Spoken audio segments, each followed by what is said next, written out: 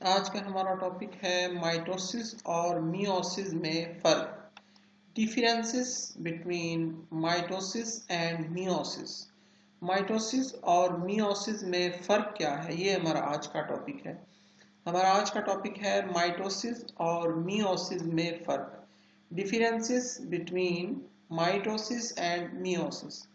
Mitosis और meiosis में फ़र्क हम 3 पॉइंट से वाज़ेह देख सकते हैं और इसको समझ सकते हैं कि माइटोसिस और मियोसिस में क्या वाज़ेह फ़र्क मौजूद है। सबसे पहला फ़र्क जो है मियोसिस और माइटोसिस के दरमियान, मतलब माइटोसिस और मियोसिस के दरमियान है, वो ये है, माइटोसिस के नतीजे में आबाई सेल से 2 दख्तर सेल्स पैदा होते हैं। माइटोसिस के नतीजे में पेरेंट सेल से 2 डॉटर सेल्स पैदा होते हैं।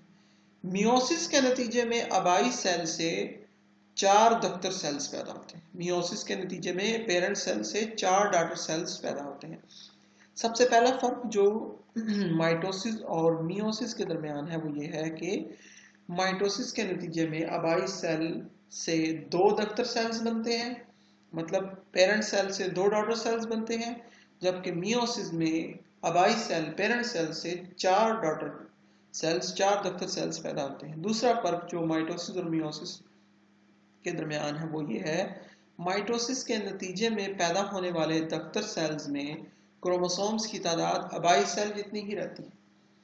माइटोसिस के नतीजे में पैदा होने वाले डॉटर सेल्स में क्रोमोसोम्स की तादाद आबाई सेल जितनी ही रहती है, जबकि मियोसिस के नतीजे में पैदा होने वाले डॉटर सेल्स में क्रोमोसोम्स की तादाद आबाई सेल के मुकाबले में आधी हो जाती है, निस्फ हो जाती है।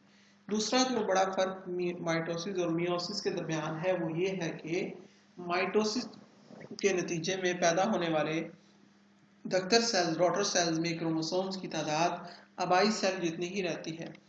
मियोसिस के नतीजे में पैदा होने वाले दख्तर सेल्स में क्रोमोसोम्स की तादाद आबाई सेल के मुकाबले में आधी रह जाती है।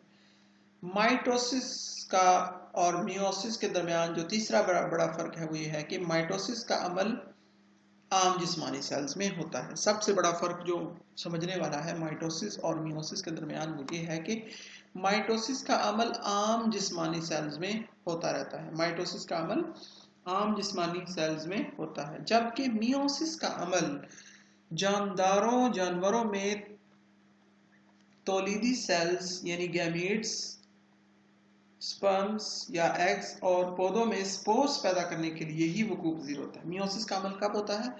मियोसिस का अमल जानवरों में तौलीदी सेल्स यानी गैमीट्स, स्पर्म्स और एग्स और पौधों में स्पोर्स पैदा करने के लिए वकूअ पज़ीर होता है। नर तौलीदी सेल स्पर्म और मादा तौलीदी सेल एग कहलाता है। नर तौलीदी सेल स्पर्म और मादा तौलीदी सेल एक एग कहलाता है। तो ये था माइटोसिस और मियोसिस के दरमियान फर्क। ये था हमारा आज का टॉपिक, मियोसिस और माइटोसिस के दरमियान फर्क।